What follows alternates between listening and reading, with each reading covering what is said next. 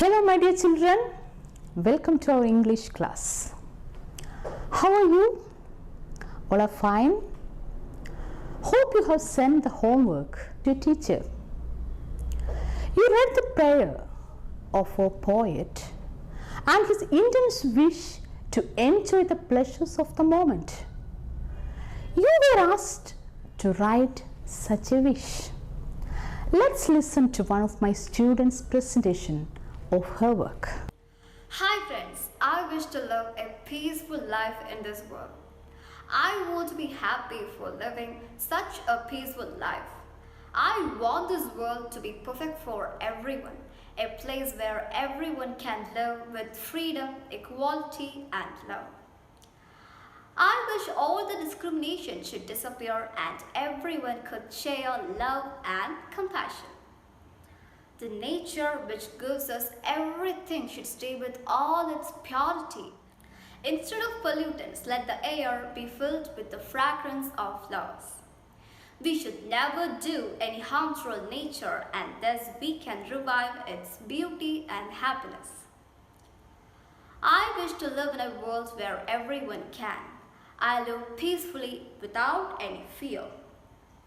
We need freedom to express ourselves and to keep our identity. I believe people should not be discriminated on the basis of their caste, creed, color, religion, or gender. Everyone should be provided equal opportunity to express themselves. Unfortunately, all of us were staying away from our working places and school due to a contagious disease. I wish we could survive this pandemic which had been holding us accountable for a long time. I wish humanity could hold hand each other and work for a better tomorrow. Thank you.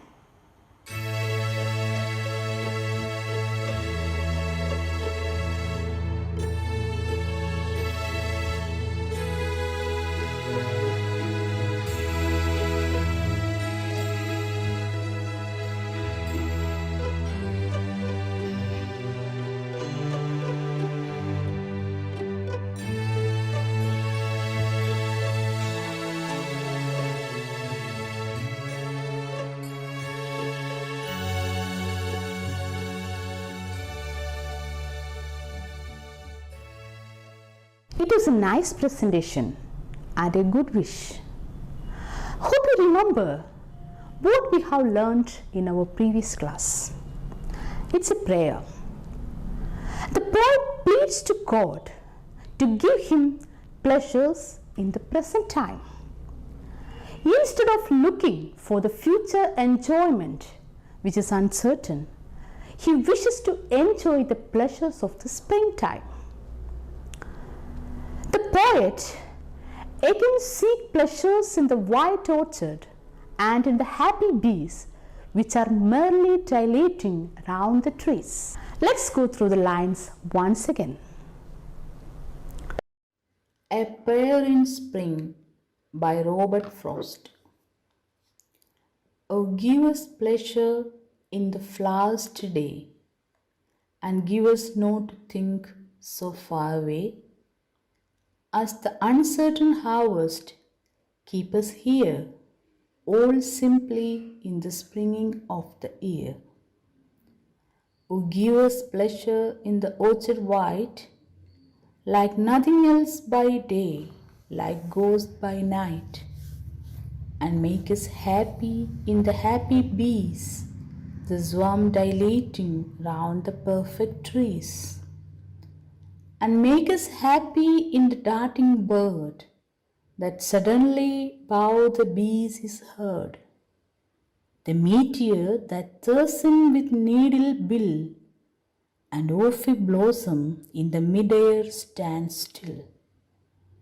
For this is love, and nothing else is love, the which it is reserved for God above, to sanctify to what far ends He will, but which it only needs that we fulfill. Did you enjoy the poem? Now, it's time for you to read the two stanzas once again.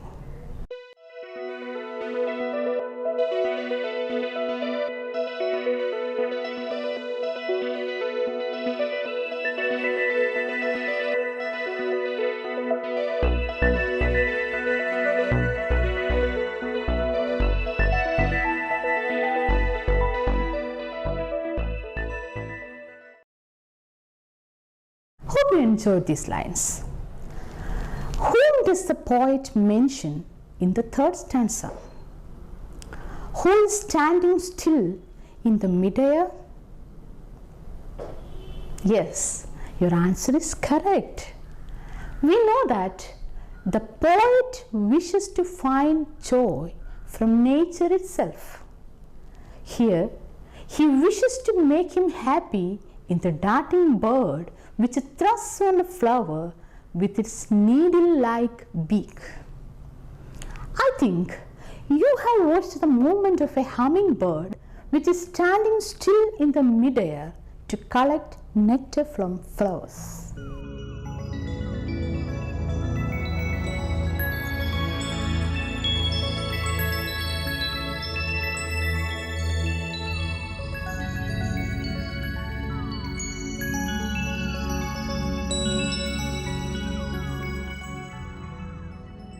Did you notice the word meteor here? We know that meteor is a fast moving celestial body.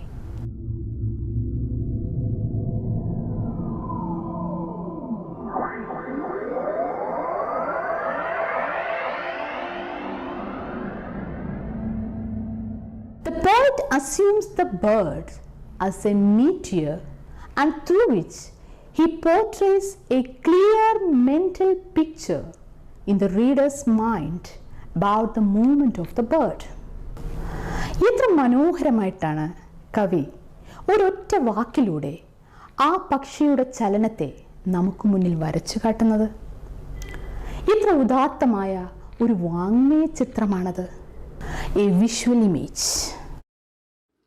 Dear students, are you able to visualize a darting bird flying near a flower?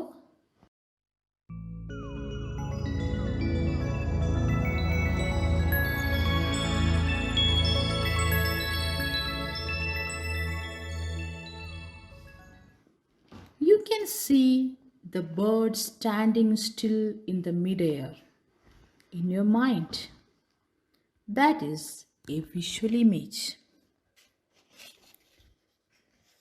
Can you visualize a white orchard with beautiful white flowers in your mind? Yes, that is also a visual image in the poem.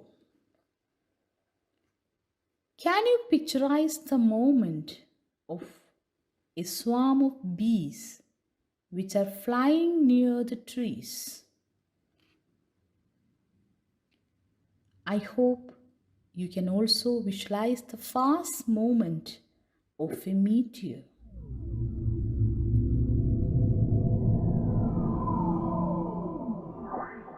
You get a mental picture when you hear the word itself.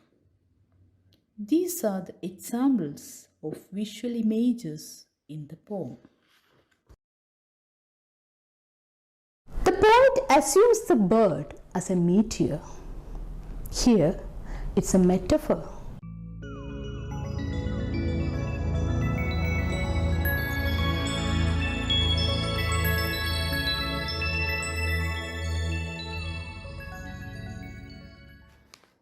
poet says that the hummingbird is a meteor. We know that the poet is not using the words like or us. The poet is stating that the bird is a meteor.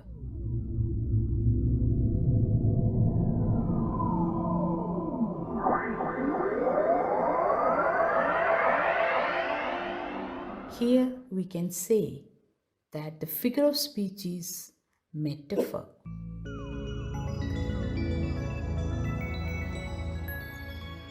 Shall we move on to the next stanza? For this is love, and nothing else is love, the which it is reserved for God above, to sanctify to what far ends He will, but which it only needs that we fulfill. What is the stanza about? What does the poet mention as reserved for God? The speaker here cares so much about sharing these joys with those around him. According to the poet, the beautiful things of the spring are love. Isn't it a beautiful expression, dears? ഭൂമിയിലെ സന്തോഷകരമായ ഓരോ നിമിഷവും പങ്കുവയ്ക്കപ്പെടുന്നതിലൂടെ കവി ദൈവത്തിൻ്റെ സ്നേഹം തനിക്ക് മാത്രമല്ല ഈ മനുഷ്യരാശിക്ക് മുഴുവൻ അനുഭവവേദ്യമാകണമെന്ന് ആശിക്കുകയാണ്. There are a lot of things in this world we can't explain and we don't understand. അനന്തമജ്ഞാതം അവർണ്ണനീയം ഈ ലോകഗോളം തിരിയുന്ന മാർഗം അതിങ്കലെങ്ങാണ്ടൊരിടത്തിരുന്ന് നോക്കുന്ന മർത്യൻ കഥയെന്ത് കണ്ടു. കേട്ടിട്ടില്ലേ നിങ്ങൾ ഈ വരികൾ? But these things are reserved for God above. God uses His own will on all these. We, as human beings, can enjoy these beautiful things and feel the love of God.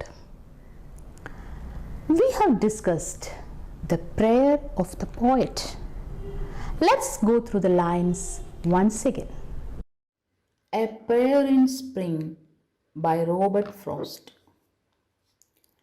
Oh, give us pleasure in the flowers today, and give us not to think so far away, as the uncertain harvest keep us here, all simply in the springing of the year. Oh, give us pleasure in the orchard white, like nothing else by day, like ghost by night, and make us happy in the happy bees, the swarm dilating round the perfect trees, and make us happy in the darting bird, that suddenly bow the bees is heard, the meteor that thirsts with needle bill, and of a blossom in the mid-air stands still. For this is love, and nothing else is love, the which it is reserved for God above, to sanctify to what far ends He will, but which it only needs that we fulfill. Let's recap the ideas again.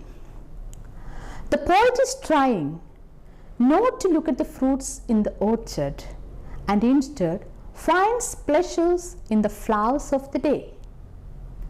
The poet seeks happiness in the orchard and in the happy bees merrily dilating around the trees. The poet is delightful to watch the hummingbird which is moving quickly around the flowers. The poet cares so much about sharing these joys with those around him. Even though the unanswered questions of human world are reserved for God, the spring, the flowers, the birds and the bees are able to bring a very simple pleasure into human lives. Let's summarize the poem once again. The poet is standing in a field and he is speaking to his fellow farmers. The poet urges the supreme power to give him pleasure in the flowers of the day instead of thinking about the uncertain harvest. The poet pleads to give him pleasure in the orchard white and the happy bees merely dilating around the trees.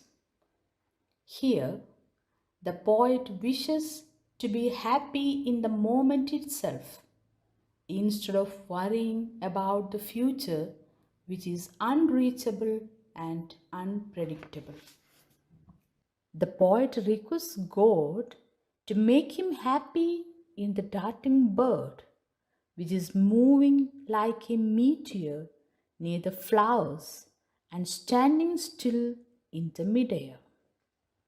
Finally, the poet wants to share the joy with all his fellow beings and realizes the ever pervading love of God. ജീവിതത്തിൽ നമുക്ക് ഉത്തരം കിട്ടാത്ത പല ചോദ്യങ്ങൾക്കും ഉത്തരം നാം ദൈവത്തിൽ തേടാറുണ്ട്, അല്ലേ? ഭാവിയെക്കുറിച്ചുള്ള അമിതമായ ആകുലതകൾ മറന്ന് ഈ നിമിഷത്തിൻ്റെ സന്തോഷത്തിൽ മുഴുകാനും മനോഹരമായ ഈ ഭൂമിയിലെ ജീവിതം തനിക്കും തൻ്റെ സഹജീവികൾക്കും ഒരുപോലെ ആസ്വാദികരമാകുവാനും കവി ആഗ്രഹിക്കുകയാണ്. Did you notice one thing? While reading the poem, we felt ourselves in the field along with the poet. What made us feel so? It is because of the poetic craft of Robert Frost and his realistic portrayal of the village life and the universality of his themes. Of course, the use of poetic devices also add to the beauty of the poem. The poem is written in a rhyme scheme AABB. Look at the first 4 lines of the poem once again. Oh, give us pleasure in the flowers today, and give us not to think so far away, as the uncertain harvest keep us here, all simply in the springing of the year. Children, look at the ending words of these lines. The word today in the first line and the word away in the second line ends with the same sound. Similarly, the word here in the third line and the word here in the fourth line end with the same sound. In order to determine the rhyme scheme of the poem, we give similar letters to similar sounds such as A, B, P. Here, the rhyme scheme of the poem is A, B.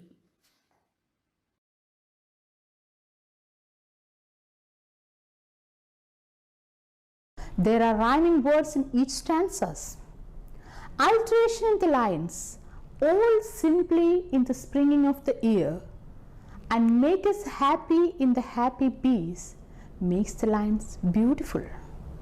Look at these lines, all simply in the springing of the year, and make us happy in the happy bees. Do you find any words starting with the same sounds? Yes, the words simply and springing in the first line and happy in the second line. What is special about these words? These words begin with the same sound. Is this a vowel or a consonant sound? Yes, the words begin with a consonant sound. What do we call this figure of speech? Here, it is a repetition of the initial consonant sounds in the beginning of the words, and we call it alliteration. Alliteration adds the beauty of the poem. The poem is rich with many visual images like white orchard, swarm of bees, darting bird, meteor, etc. Try to find out other poetic devices from the poem and send to your teacher.